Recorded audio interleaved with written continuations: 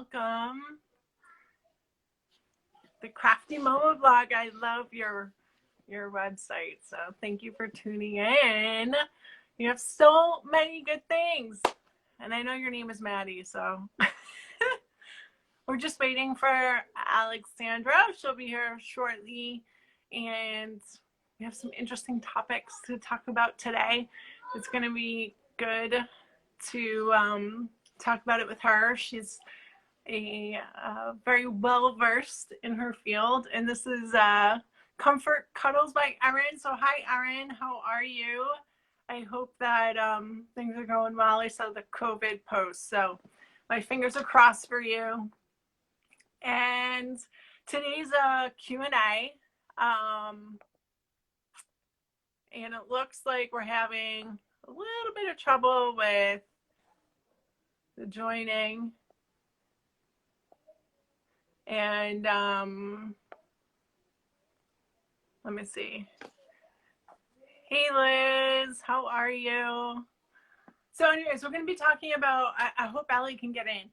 The whole point of today was to discuss mental health and also advocacy. So in terms of mental health, the first thing we were going to talk about is when you feel like you need that help, going out and actually getting it. Hey Melissa, hi Liz, how are you? Thanks for joining in, I appreciate it. And just going out and actually getting the help that you need and noticing, hey Mike, how are you? Thanks for joining.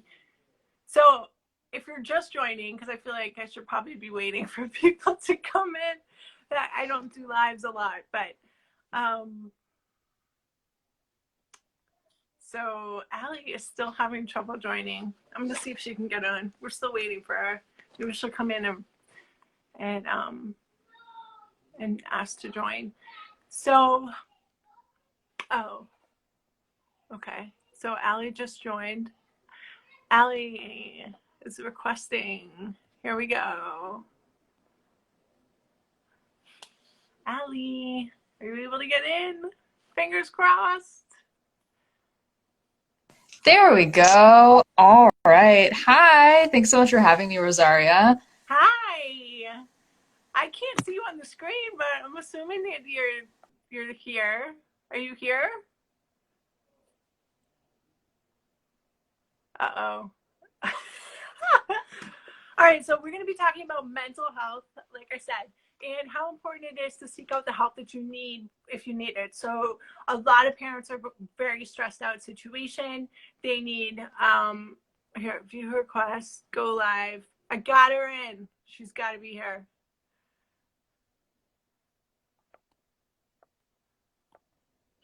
Okay, I was in for a second, then it kicked me out, and now I'm back. Okay. Well, I just can't see your screen. Can somebody tell me if they can see Allie? Can you guys see Allie? Can someone comment, please?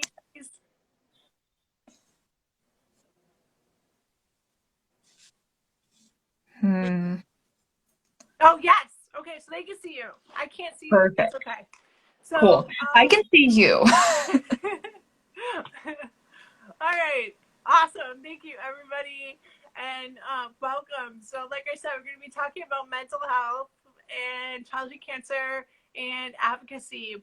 And we really want to kind of get off before anyone asks any questions about the mental health piece. And it looks like Allie's out again. I'm just going to go on. And that is when you're going through, you have any kind of trauma. It doesn't matter if, whatever it is. We just wanted to tell you that when you go and get your therapist or you're seeking out therapy, if it doesn't work for you, if you don't click with the person, then don't stay there. That's like watching a TV show that you can't stand. And sometimes we have to do that for our significant others, but in this case, this is your mental health and you need to take care of yourself, right? So just make sure that you're with somebody that can actually help you. And Allie, if you want to try and get on again. That's fine. And we can keep trying to keep you in. So then we were going to talk about advocacy. And in terms of advocacy, there's a huge gap that a lot of people don't understand or know about. And here, I'll try inviting you again. Let's see. Some requests.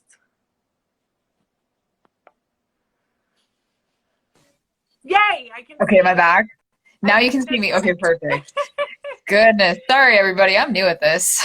Yeah, so I got out the Hopefully. mental health piece about making sure you're with the right person. So Yeah, that's good. I could still see you and hear you. But yeah, I think when I was the one requesting to join, it would only keep me for like a minute. So hopefully now it'll keep me like for good. Okay, I hope so too. So I'm so excited to everybody to be here. Now you get to see. Well, you already saw her. So she's Allie. Do you want to tell everybody who you are? Yeah, for sure. So my name is Allie. I use my full name, Alexandra Neenan, on Instagram. Everyone calls me Allie. So I'm a PhD student. I'm studying clinical psychology, and I want to be a pediatric psychologist working with children and families who are affected by pediatric cancer, other chronic illnesses as well, but definitely pediatric cancer being like number one. And I got into this because I was a volunteer with Alex's Lemonade Stand Foundation. And so I feel like my interests definitely lie in like the intersection between mental health and advocacy. Because when you think about like therapy and mental health, the way that it often is approached is like when someone's going through a difficult time, we give them the tools to cope, right? We sort of change the way that the person approaches the situation, but not necessarily changing the situation itself. And that can be helpful. That can definitely be really empowering for a lot of people. But I think, as pretty much anybody in the world of childhood cancer knows, like that's really not enough. Like it is such a horrible, horrible thing that families go through. And there really is still so much progress that we could make with the medical research, with the way that we approach treatment, with the after effects that kids have to deal with. And so I really want to work on like both sides of it, of changing the situation, of changing the culture that we have to help people understand like what children go through. Um, One of the things that I share on my page from time to time is the fact that a lot of kids get bullied. And so there are really a lot of different ways that this kind of manifests, where advocacy is really what we need. It's not just about helping people cope with the situation, it's about taking the situation and making it less horrible. Exactly. And advocacy can extend into law as well, and changing laws and just legislation, etc. And for me, what I'm going to be working on after I graduate is working on something that not a lot of people know about, and that is a lot of people that don't have insurance or proper insurance. And now Massachusetts, we have relatively good insurance, but it can still determine how you're treated within, the healthcare. Uh,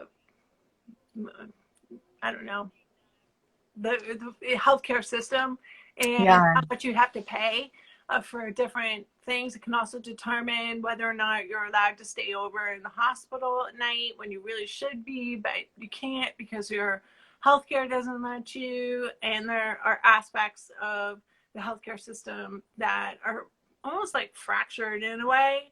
So you have people that are going into poverty and deep poverty, and that originally started out as middle class, making ends meet, and they have families of like 3 or 4 children, and you have to decide. You have to sit there. Oh, am I going to feed my 3 kids tonight and give treatment to my fourth? So there's a gap here that needs to be closed, and it's really important to advocate for these families because they can't do it for themselves while they're going through it. And that's such an unexpected thing. You never think childhood cancer is going. I hate your family. Right. Absolutely. I think that's such a good point. And so for anybody tuning in, I can see some people are joining. Feel free to comment any questions that you have and we can just kind of, tackle them as they come up. We also just enjoy chatting and can definitely come up with topics to discuss on our own, but I think we both have kind of missed being able to meet people, whether it's like conferences or fundraisers or just community events, right? I know there used to be so many different events that all the organizations would put on, and it's been really hard to see how much of that has been canceled due to COVID. And obviously, this is just like a really small, casual thing, but we both were just chatting one day and like, hey, why don't we try this? It's a feature that we can use, and we want to connect with people. We want to share the things that we're learning because we're both in school right now. So yeah, please feel free to comment any questions or any topics you'd like to hear about. Yeah, that's what this is all about. The Q&A. Yeah. So, yeah, I mean, advocacy, I find it is the essential part. As soon as I took advocacy classes, I said, oh, they've got me. I want to do policy, definitely. And advocating was my number one thing in addition to clinical work. But want to do that a little bit less. I have some messages from people that they can't get on. Aww. But yeah, so anybody have questions? It looks like there's a couple of people watching. Yeah, again, we've never done this before, so we figured we'd try it out, see who's free to hang out on a Monday night. Yeah.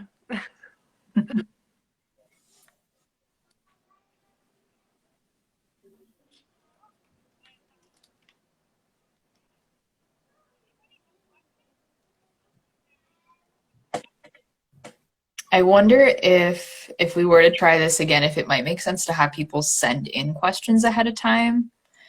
I was considering doing that, and then I was like, well, no, they can comment questions there, but now I'm just thinking that might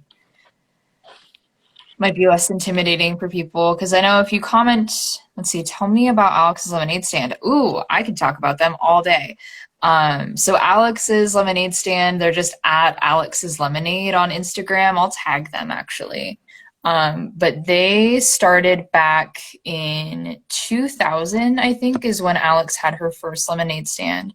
So she was a little girl who fought neuroblastoma cancer, which is an extremely rare and aggressive tumor that actually mostly only occurs in infants, which is just really, really horrible and cruel. So children get different cancers from adults. And Alex fought really, really long and hard, and she went through a clinical trial that gave her more time.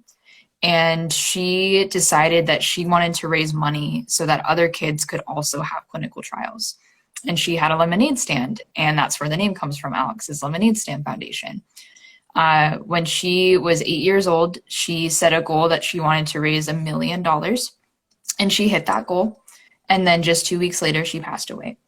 So her parents have continued her legacy, which has now grown to over $200 million. So they have funded over 1,000 research grants all over the world, mostly the United States, but other countries too. They have financial support programs for families. They have a support program just for siblings, which is so important. Siblings are often kind of left behind throughout the whole process just because the needs of the child going through treatment are so great. And so they're really a wonderful charity. They've been around now for about 15, 20 years. And so they've been able to do some really incredible work. And they're growing every day. So thanks for that question. It's a great question. And I don't know, Rosaria, if you have any more information or kind of your perspective, if you were familiar with them when you guys were going through it. Well, in terms of Alex's Lemonade Stand, what I know is the several fundraisers that some of my students had done for that. And I guess you can just host a lemonade stand and you give the profits to them. That's my understanding. But they do have the website that Allie put up, so that's great. Yeah, and they do a lot of programming in schools. So they have their like Lemon Club program, which is really nice because they'll send you like a box full of like banners and flyers and like literal free lemonade coupons. So like we didn't have to buy lemonade for the first year. We could just take the free coupons. Um, but yeah, pretty much you kind of just like register your events through their site. I know for us, they had like a school specialist who would help us come up with fundraising ideas. So that was really nice too. Like when I was applying to grad school, like being able to say, yeah, I worked with the staff of this like huge organization. It was definitely really an asset for me to have that experience. And what's the most interesting fact that you know about childhood cancer? I would say that over the years, what I've learned is statistics just don't matter.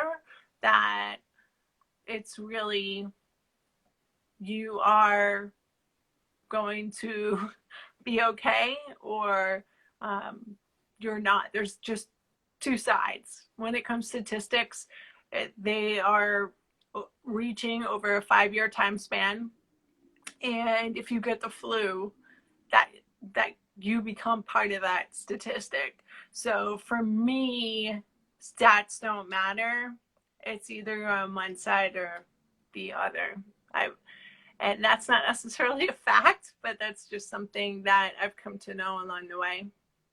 Hmm. Yeah, I would say probably the long-term stuff because you don't really hear about that. Mm-hmm. But I want to say I know it's been like there's like survivor cohort studies. So like St. Jude has like a cohort of survivors that they've followed for years and years. And they also have like a non-cancer sample. So basically people who don't have a history of cancer that they've followed. And the childhood cancer survivors at the age of 50 on average experience twice as many chronic health conditions and a lot more like serious life-threatening health conditions. So it feels weird to say that that's interesting. Like that just doesn't feel like it's serious enough. But I think that's one of the most important things that I've learned because this is a lifelong thing. Like you often hear like, no more chemo, ring the bell, you're done forever. And that's actually the exact opposite of how it works. Mm-hmm. Yeah, that's one of the more interesting things for me too, that I've come to find out. Now, your webpage, can you tell me, not webpage, Instagram account, what kind of things do you put up on there? Sure. So I basically summarize all of the research that I read. So since I'm going into psychology, it's mostly the mental health research, occasionally the medical stuff, but a lot of people already raise awareness for the medical stuff. So I post from a couple of different perspectives.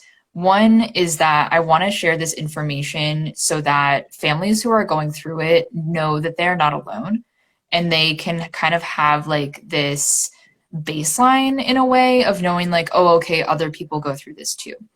So that's kind of one of the first goals. I would say the second goal is to create content that people then feel like they can share. So like they can share this with other people and it's really easy to read and they can say like, look, like my family went through this, other families go through this, this isn't okay.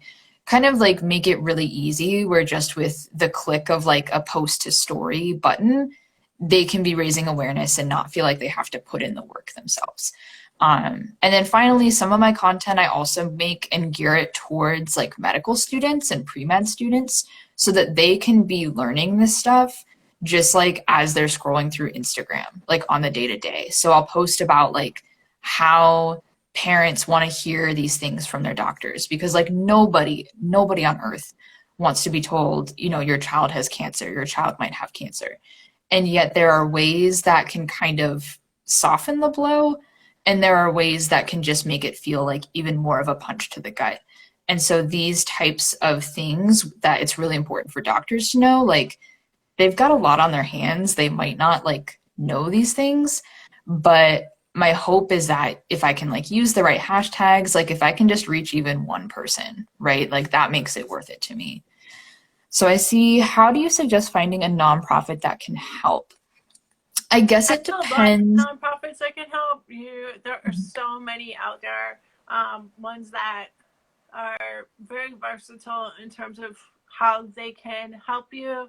For example, Campaign One at a Time. They're out of California, and they do 12 epic dreams in a year. And you have to be a little bit older for that, but they do work with younger kids all the way up to 18.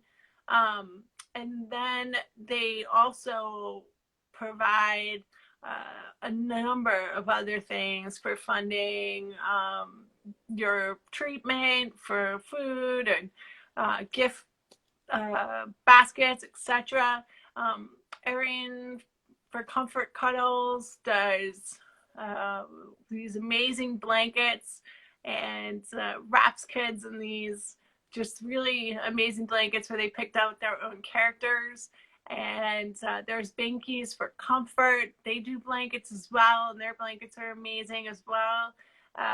There's Make-A-Wish. I think everybody is kind of familiar with them. There's Ronald McDonald Camp. Right now with COVID, obviously they're doing some alternate things, but you can check them out online, and they're out of California as well. And then there's the Ronald McDonald House in Boston. If you have to get the proton radiation, there is Christopher's Haven that you can stay at.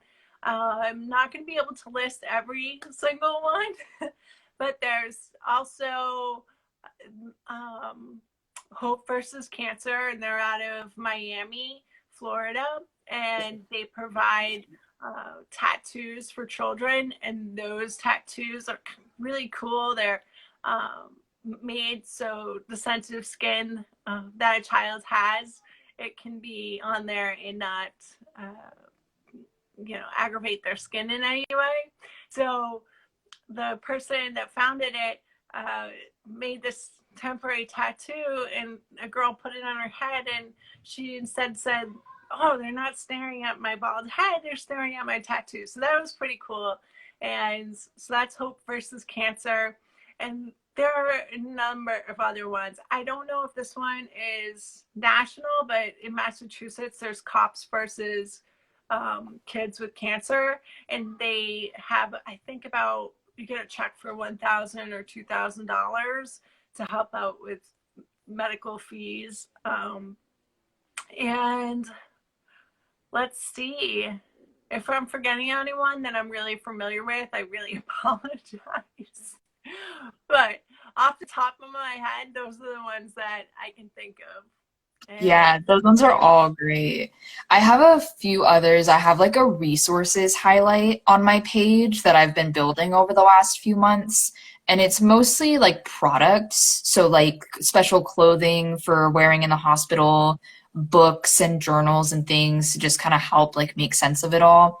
And a good amount of it is free. I try as much as possible to highlight free resources with that, but that's another place. And of course, for like local organizations, even like the Children's Hospital may be a good place just to ask, like, hey, like, where do people go? Because yeah, some organizations are national, some are very local, some are kind of in between. But great question. and that reminds me, there's also Team Care, which is care packages, Bamba Box. There's also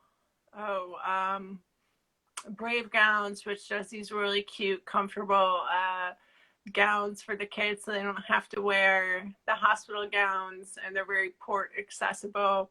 And I think it's Strong Little Souls that does I think so. well. I think that's who. But yes, so those are the ones that I can think of off the top of my head. I keep saying, oh, I keep thinking of one more. I keep thinking of one more. There's There's so so many amazing ones many. out there.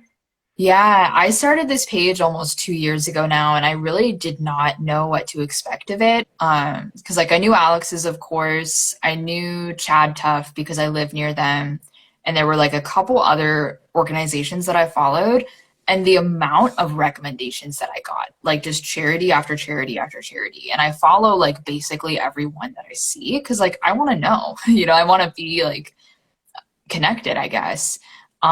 It's really incredible just how many people are working on behalf of this community. And so often it's parents, right? Like it's parents who have been through this, which I think is just so incredible. And I feel like that's something that I really want to tap into, right? Talking about like that intersection between mental health and advocacy. It's like, well, if advocacy can help people's mental health, like I want to help make that happen. And on the flip side, like if advocacy is ever harming someone's mental health, because it is a lot and it can be a burden, I want to be informed and in tune with that so that I can help kind of alleviate that stress. Absolutely. And I think Strong Little Souls, yes, you're one of the ones I That's forgot. awesome. And you do packages, financial support, and wishes, which is fantastic. We So love you. cool. That's And amazing. again, I apologize. There are so many. And so ask us a question. Please. So, yeah, I agree with you. Advocacy is huge, and a lot of people undermine it, or not undermine it, but just undermine is a completely wrong word. Take it for granted, and how much they're helping is so important and key.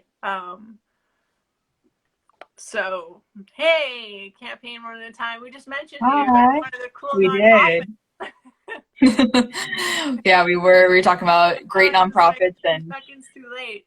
But yeah, so advocacy is huge, whether it's an organization that's advocating or a nonprofit or individuals that are advocating, and you do that so well through um, your what is it called? Instagram. I lost the word again. no problem. Yeah, no, you put all these facts. It's fantastic. So, what would you say is the most common mental disorder or debilitating thing that comes out of or during treatment versus after? So definitely in the beginning, trauma is really, really prevalent. And I see Strong Little Souls, you asked like any advocacy tips. That's a great question. And like I've definitely seen a lot of the posts that you make on your page, and I feel like you really have it down. I think like prioritizing the voices of families is so, so huge. Like that is something that I really want to bring into my work as a researcher because I think oftentimes we sort of talk about people without talking like to them and with them and without like including them. And that just doesn't really feel right to me. So I think always kind of making sure that the people that we're working for are at the center of this because like I know for myself I didn't know anybody who was directly affected by childhood cancer when I started like advocating for this cause. Like it was something that I really had to learn about from the ground up, and the mental health aspects of it they can vary so widely. But when you think about like something that's just this sort of constant threat to your child's life, or like if you're the child in the situation, like something that's just a constant threat like to your life, there's so much stress and anxiety that comes with that that can manifest in so many different ways, whether it's physically, whether it's emotionally, whether it's in the thoughts that you have. And so it doesn't look exactly the same for any two people, but definitely like the anxiety, the traumatic stress, unfortunately, are pretty prevalent, especially in the beginning. Definitely. And welcome, Alex's Lemonade Stand. You are Hi. reason why Allie is here. And she just talked all about your amazing organization and everything you guys do for fundraising and kids. So I'll let Allie speak. Yeah, I know I tagged them a little while ago. Someone was asking about you guys, and I just kind of gave the short version of where you started and where you are now and Alex's legacy, which inspires me every day. So we have a question. Any advocacy tips? So for me, advocating can vary from small things to huge things, and it can be advocating, holding a sign on the street, just raising awareness, to holding an Alex's lemonade stand, or even further, it can be something like what Allie does on her Instagram, and that is posting facts, or it could be a podcast like me, or it can be changing legislation and going out and talking to your legislatures or writing to them, which is actually much easier than we would think. You can go on your state website and find out who has interest in childhood cancer and communicate with them. You can also reach out to local media and try to influence them that way. So it can get really like on the small scale all the way up to a large scale. Yeah.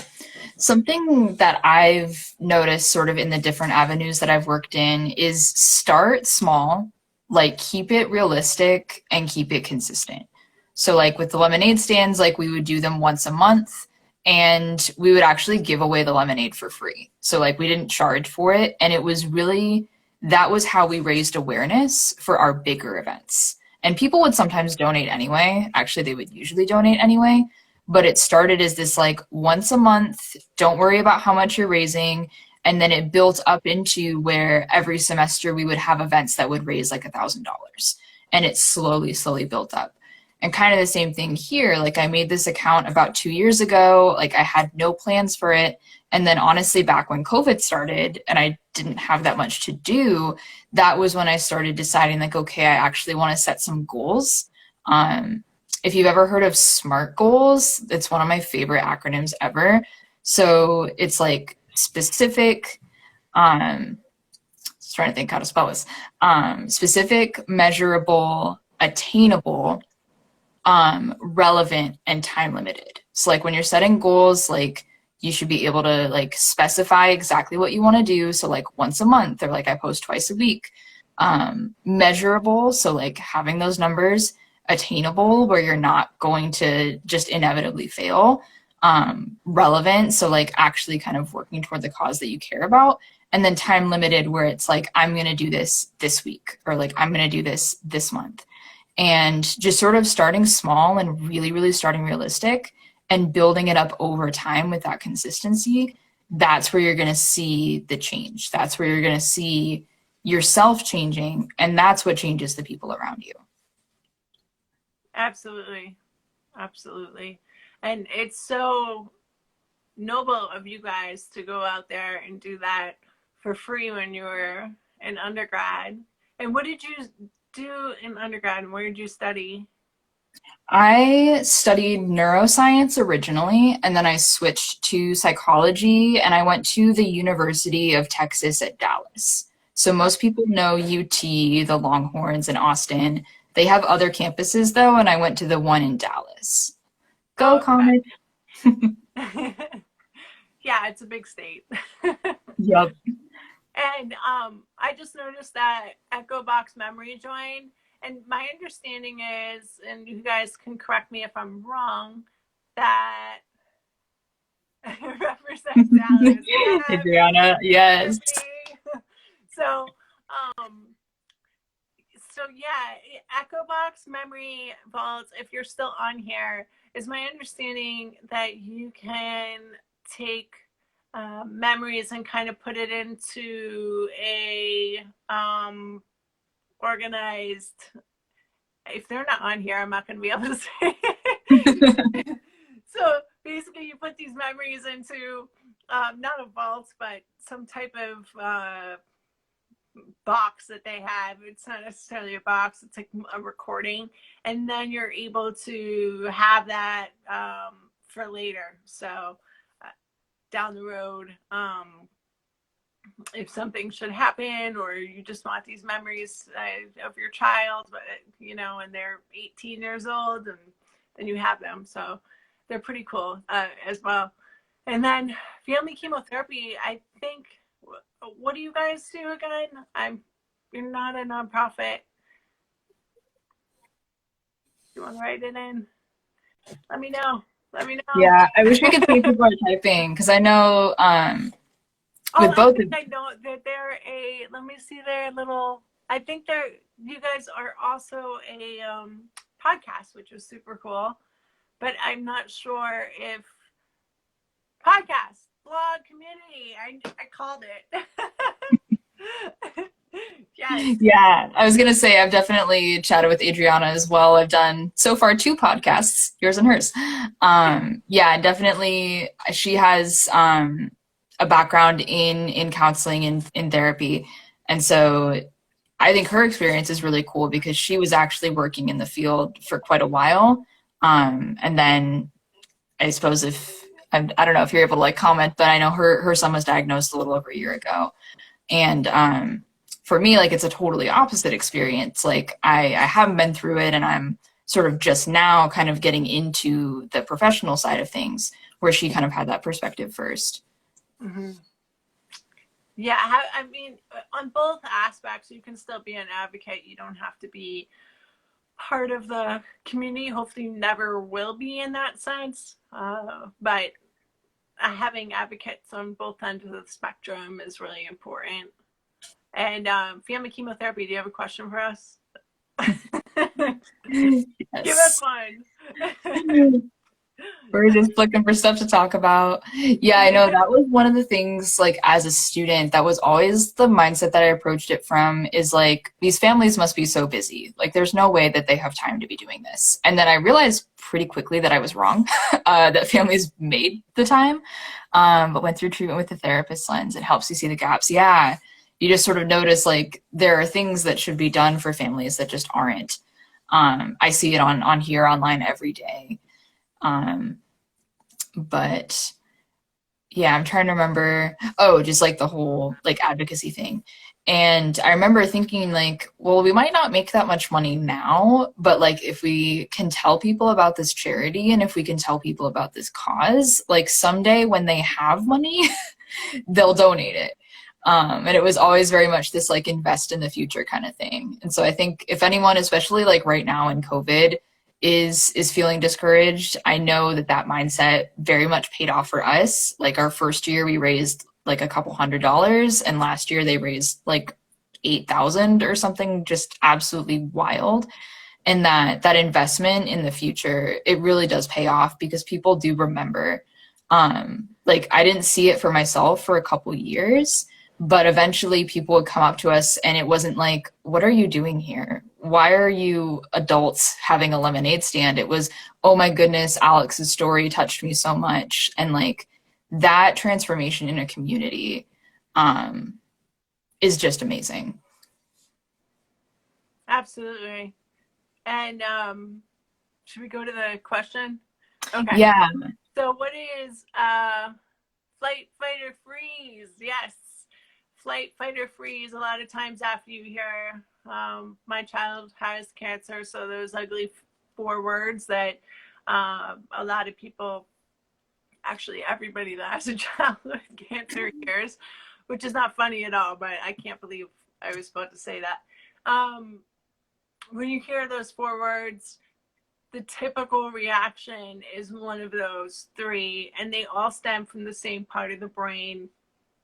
And that is either flight, fight, or freeze. And just freezing in whatever position you're in, it's like almost like one of those scenes where you're sitting there and everything is just flying by you and you can't process things. Fight mode is just, we're gonna go get it, we're gonna do it, blah blah blah, almost like an intense adrenaline. Like you're gonna get that, it's the only way it can.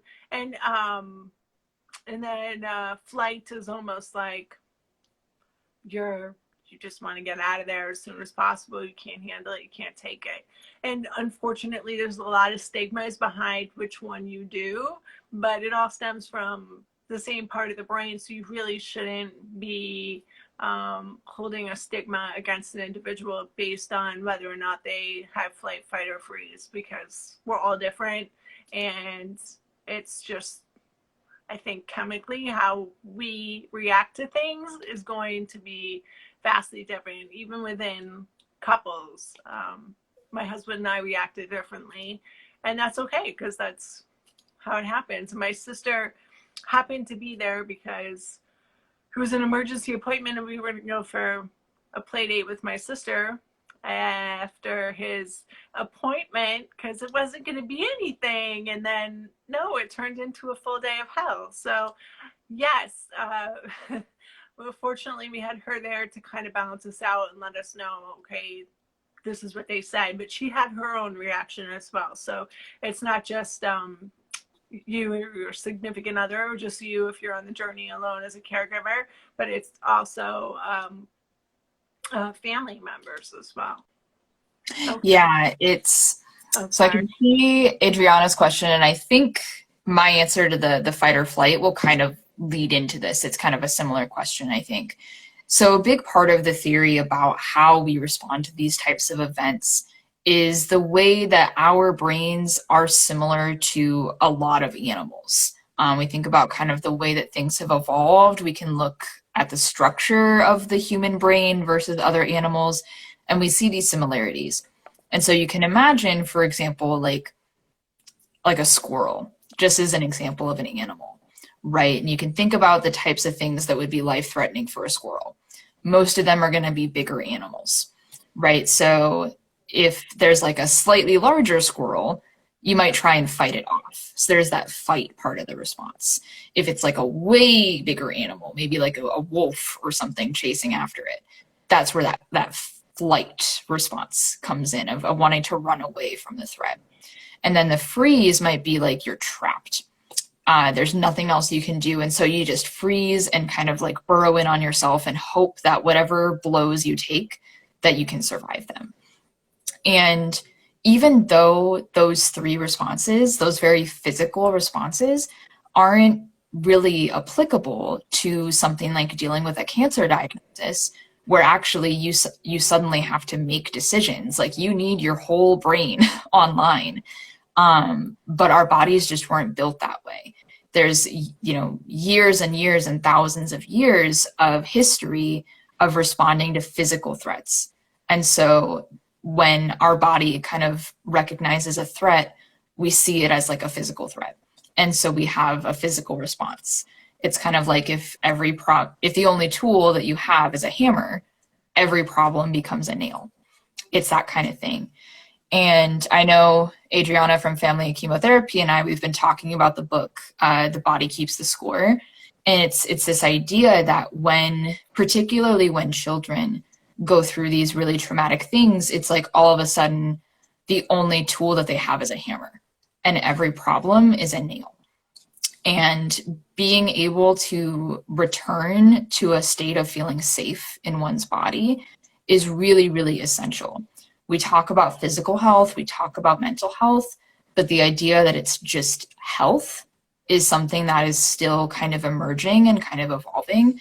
And the idea that like the way to sort of heal our mental health is oftentimes through the body, through feeling safe in one's body again, being able to experience competence in one's body again. Those are really, really important things. And I know you mentioned like the during treatment and off treatment, it's kind of the same thing where like if you have something chasing after you, right? If you're that squirrel and you're getting chased by the wolf, that flight response makes a lot of sense. But then once the wolf goes away, once the treatment goes away, there's this adjustment that has to take place, oftentimes with less support, right? People kind of go away because they think you're done, victory, everything is okay now. And so actually at a time when families have said, like, we need more support now, if anything, at least to sort of get used to this new normal, people kind of fall off, and that can just compound the difficulty of coping with it. And the other thing that I find too is after treatment with PTSD, it's kind of like if you look at the brain, here's the brain stem, right? So the brain's like this, and here here's your where your past traumas should be, and then you should be living in, actually that's a horrible one. So let's just say your past traumas are here and you should be living over here with your past traumas in the past. So erase the whole brain thing. And then instead with PTSD, you're living like together with that trauma and also with within the present. And so a lot of people find this therapy called and I mean, I can't recommend it. It's for every other person. It's different. And any type of thing that we talk about on here, we should definitely check with a therapist or another professional first. But in rapid eye movement therapy, and you would have to talk to someone about the specifics of it. But the idea of it is to take that and turn it into a memory instead of a living thing that you're dealing with, so that traumatic experience goes back. Do you still know that that happens? Yes, it's not going to erase it for you, but you can move forward and probably live a happier life than with having that at the front of your thoughts all the time. And another misconception about PTSD is that and you can discuss this too as well, Allie, is it's just bringing these, you see something and it startles you, or you have a smell and it brings you back. And it's so much more dynamic than that, because it also affects your behavior. And maybe you want to speak to that. Yeah, I think the intrusive symptoms, where it's these memories that are often triggered by something in the environment, they're so disruptive. It's kind of like you can't just knock down one card in the house of cards, like the rest of it isn't going to stay standing. And that's kind of what we see with trauma a lot of the time. Is so you have these really realistic memories that come back. So now you want to avoid, understandably, the things that bring those memories on, because why would anybody want to go through that? So now there's the avoidance of otherwise kind of benign stimuli in the environment. There's this avoidance of things that otherwise wouldn't be a big deal. And so that brings on a lot of negative thoughts and negative feelings, right? Because it's sort of this sense of, I can't do the things that I used to do. Oftentimes there's guilt of feeling like the symptoms are deserved for whatever reason, even when it's of course not the case. And so it's kind of like dominoes, like one by one, where it's like all these kind of pillars of safety and security, just like one by one kind of get knocked down. But at the same time, it's not like in a particular order. Like for some people, it might be mostly feeling badly about themselves. For some people, it might be mostly looking over their shoulder for triggers. For some people, it might be mostly the intrusive memories, and they might not really have the awareness of what triggers them just yet. So there's a lot of different ways that this can manifest, but it's a lot of the time, it's not just like one symptom. Like with pretty much any like diagnosis. So you hear like post-traumatic stress disorder, right? That's a diagnosis. There's multiple symptoms. There's multiple things that are going on at once that are making someone's life really hard. Exactly. So let's see. Can you have to be the last question, because it is, let me see, my watch. Yeah, it's almost 9. So. Oh my goodness, that went fast. So I think this is a great question. Can you have depression and PTSD? Absolutely.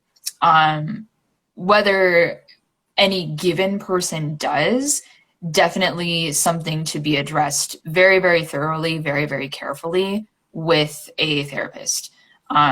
That's not at all an easy thing to figure out. whether someone has depression, PTSD, or both.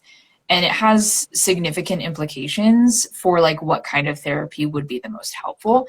But yeah, there are pretty few exceptions of things where it's like you can't have this diagnosis and this other diagnosis at the same time.